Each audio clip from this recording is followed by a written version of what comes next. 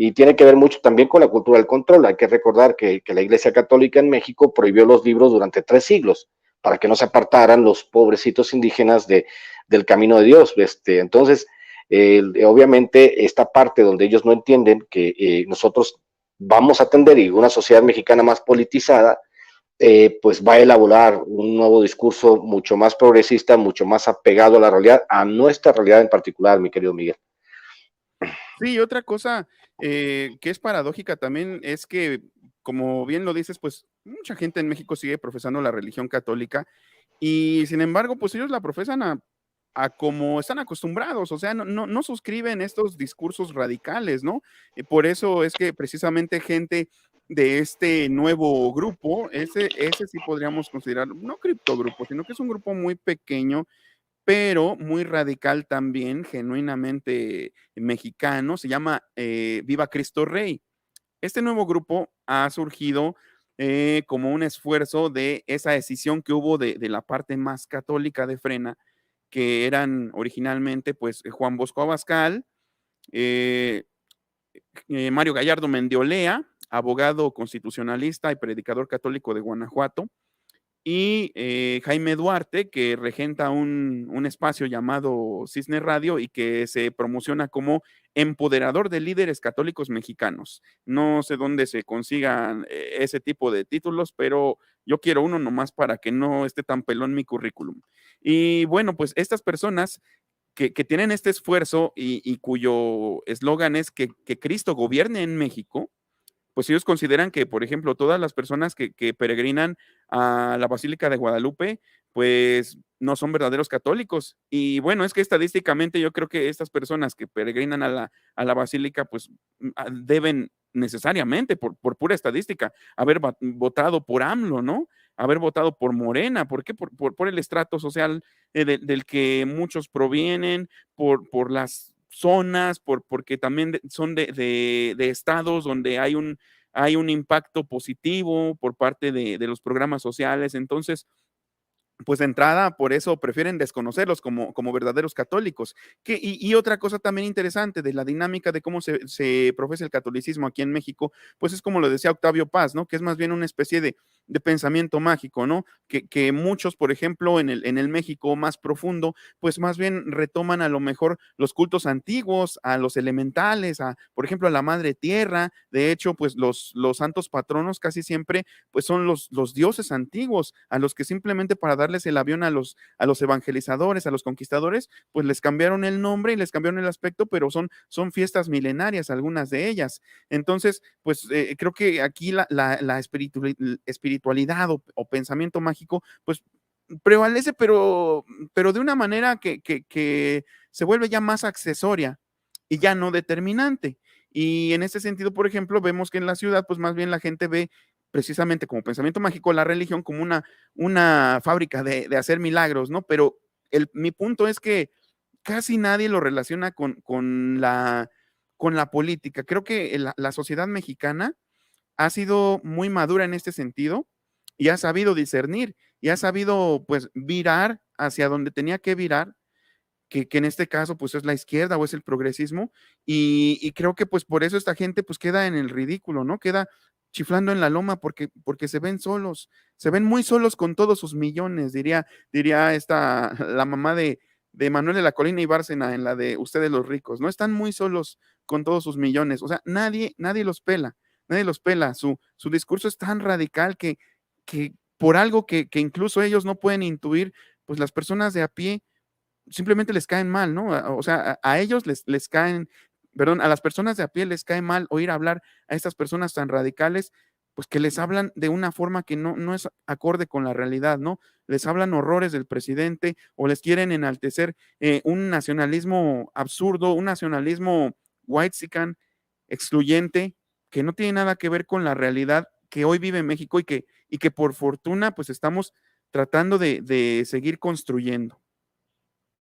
Miguel, ¿sabes qué? Ahora que lo estás mencionando, me interesaría que si pudieras elaborar algo al respecto de cómo tú que has trabajado mucho este asunto de la visión de la náhuac, cómo puede ser de tener elementos conductivos para que la gente sepa lo que es la visión de la náhuac, que tú has trabajado mucho parece que eres un experto en el tema, esta visión de la náhuatl y cómo converge, nada, sí sabes, sí, cabrón, y cómo converge en la visión de la 4T, ¿no? La visión de acá, de lo que tú decías, de los pueblos originarios, y cómo esa visión puede converger para convertir en una nueva filosofía netamente mexicana que tenga que ver con la transformación radical de las conciencias desde la 4T, mi querido Miguel. Me gustaría que elaboraras un poco, a mí me parece un tema interesantísimo.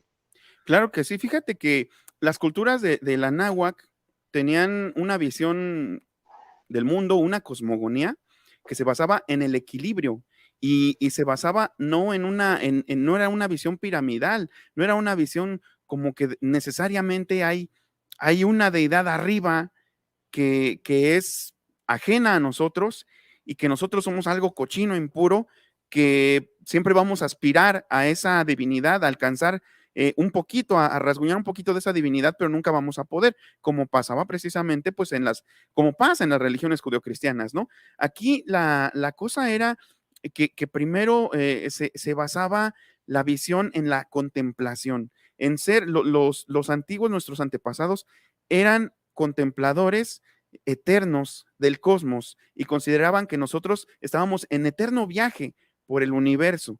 También consideraban que a esto de hecho se le llama a veces, a algunos antropólogos consideran peyorativo el decir que una religión es animista, porque desde una perspectiva como pues digamos, evolucionista que aplicaban a la, a las religiones, al análisis de las religiones, pues decían que las religiones animistas eran un estadio anterior a otras religiones deístas, ¿no? Como la que tenemos aquí, como donde se ve a un Dios aparte de todos nosotros. Sin embargo, en las religiones o en las visiones animistas, todos los seres vivos, tenemos un estatus igualitario. Es decir, el venado, el jaguar, o sea, hablando de lo que había aquí, ¿no? De la visión de la náhuatl, aquí en este valle que era la náhuatl, el jaguar, el águila, el venado, tenían el mismo estatus espiritual que tú, que yo, que el tlatoani, que el sacerdote, que ellos simplemente eran como interpretadores de los designios de los dioses o de cómo iban definiendo los dioses el rumbo de la vida. Entonces, bajo esta premisa, que de hecho se ve muy interesantemente plasmada en la carta que le hace el jefe Seattle, el jefe de la tribu de los Squamish, que el presidente Franklin Pierce en Estados Unidos eran las últimas tierras, los remanentes de lo que ahora sería Washington y Nueva York y pues el mismo Seattle, ¿no? De donde viene el movimiento grunge después. Fue de lo poco bueno que nos entregó esa zona después de ser conquistada. El jefe Seattle le dice, más bien, le manda primero Franklin Pierce una carta al jefe Seattle en 1866 y le pide que le venda las tierras amablemente y quiere ser su amigo. Y entonces, en 1867, le contesta el jefe Seattle a Franklin Pierce y le dice, le voy a vender la tierra porque si no usted la va a venir a tomar con sus armas. Y yo sé que usted me ofrece su amistad, pero no necesita mi amistad. Pero de todos modos le voy a decir que sí. Nada más le voy a decir una cosa. Este aire que ustedes van a venir a contaminar es el aire que transporta las voces de mis antepasados. Estas aguas que ustedes van a contaminar también y las van a agotar. Estas aguas contienen la sangre de mis antepasados y ustedes van a matar a muchos búfalos, los van a dejar ahí tirados, llenándose de moscas, cuando nosotros solo matamos al búfalo que nos va a dar de comer y por necesidad. Y sentencia con esta frase, lo que le ocurra, más bien, la tierra no pertenece al hombre, el hombre pertenece a la tierra. Lo que a la tierra le ocurra, le ocurrirá al hombre inexorablemente. Entonces, pues esto mismo aplica en todas las culturas que eran animistas. Todos somos todo, todos somos todo.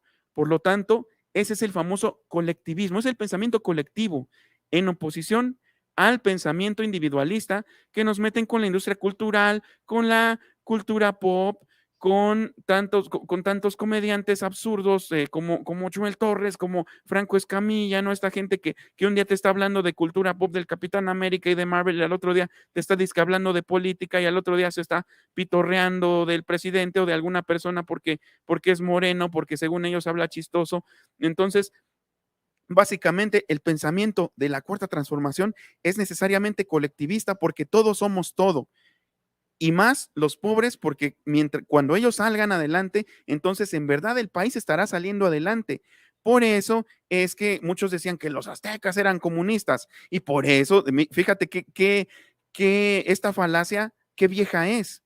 Ya a posteriori o en retrospectiva, a los aztecas se les llama comunistas despectivamente. Y esta gente pues le llama siempre comunista al presidente, simplemente porque el presidente piensa en todos y no nada más en sus amiguitos blanquitos y güeritos que cantan el cielito lindo con la bandera de México, prostituyendo los símbolos patrios y excluyendo a los pueblos originarios, de los que no se quieren acordar, pero que realmente traen la verdadera sabiduría que debería permear en toda la sociedad para que todos entendiéramos que si me insultas a mí, te insultas a ti mismo porque todos somos todo.